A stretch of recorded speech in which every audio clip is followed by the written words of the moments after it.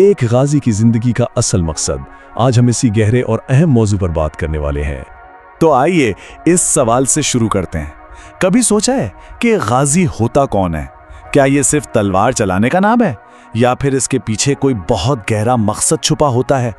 یہی وہ سوال ہے جو ہمیں اس پورے موضوع کی تہ تک لے کر جائے گا۔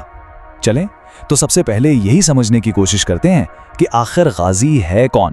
اس لفظ کا اصل مطلب کیا ہے؟ دیکھیں، غازی وہ ہے جو اللہ کی راہ میں لڑتا ہے، لیکن بات صرف دشمن کو ہرانے کی نہیں ہے۔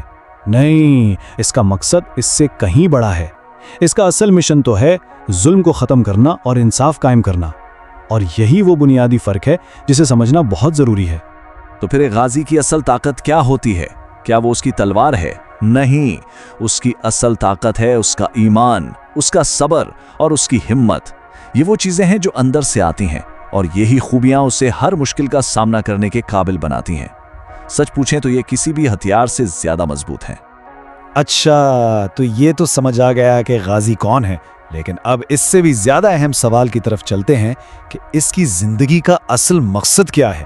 وہ جیتا کس لیے ہے؟ ایک غازی کا مشن آپ کہہ سکتے ہیں کہ 4 ستونوں پر کھڑا ہے۔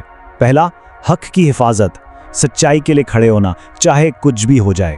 پھر اسی بنیاد پر دوسرا قدم آتا ہے مظلوموں کی مدد کرنا، اور یہ سب کچھ کسی دنیاوی فائدے کے لیے نہیں کیا جاتا۔ نہیں، تیسرا اور سب سے اہم مقصد ہے اللہ کی رضا حاصل کرنا، اور آخر میں اگر اس راہ میں ضرورت پڑ جائے تو اپنی جان تک قربان کر دینا۔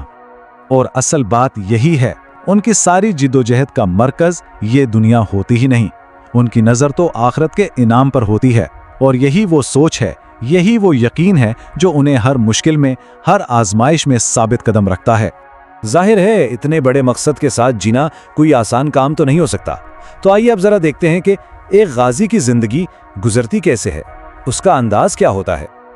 یہ کوئی آرام دہ زندگی نہیں ہے، بالکل بھی نہیں۔ یہ تو مشکلات اور قربانیوں سے بھری ہوئی ایک راہ ہے۔ راتیں جاگ کر عبادت میں گزرتی ہیں اور دن میدان عمل میں، اور اس پورے سفر میں ایک ہی سہارا ہوتا ہے، اور وہ ہے اللہ پر مکمل بھروسہ، ہر لمحہ، ہر قدم پر۔ اور یہ قربانی یہ صرف ایک انسان کی نہیں ہوتی، نہیں، یہ ایک ایسی داستان ہے جس میں پورا کا پورا خاندان شریک ہوتا ہے۔ یہ بات اس قربانی کی گہرائی کو سمجھنے کے لیے کافی ہے۔ سوچئے ذرا، ایک ماں اپنے بیٹے کو اللہ کی راہ میں بھیج رہی ہے، اور اس بات کے لیے بھی تیار ہے کہ شاید وہ کبھی لوٹ کر نہ آئے۔ یہ صرف اس غازی کا امتحان نہیں ہوتا، یہ تو اس کے پورے خاندان کی ایمان اور صبر کا امتحان ہوتا ہے۔ تو پھر ان تمام باتوں کے بعد سوال یہ ہے کہ ایک غازی کی زندگی آخرکار کس طرح ایک مثال بن جاتی ہے؟ یہاں یہ سمجھنا بہت ضروری ہے کہ اصل مقصد جنگ کرنا نہیں ہے، بلکہ ایک بڑے مقصد کو پانا ہے۔ اور وہ مقصد کیا ہے؟ حق کی، انصاف کی اور ایمان کی فتح۔ جنگ تو صرف ایک ذریعہ ہو سکتی ہے، منزل ہرگز نہیں۔ تو آخر میں ہم اسی ایک سوال پر آ کر رکتے ہیں، کیا ایک چھوٹی سی زندگی اگر ایک خالص نیت کے ساتھ گزاری جائے تو کیا وہ واقعی ایک عظیم مثال بن سکتی ہے؟ شاید یہی وہ سب سے بڑا سبق ہے جو ایک غازی کی زندگی ہمیں سکھاتی ہے۔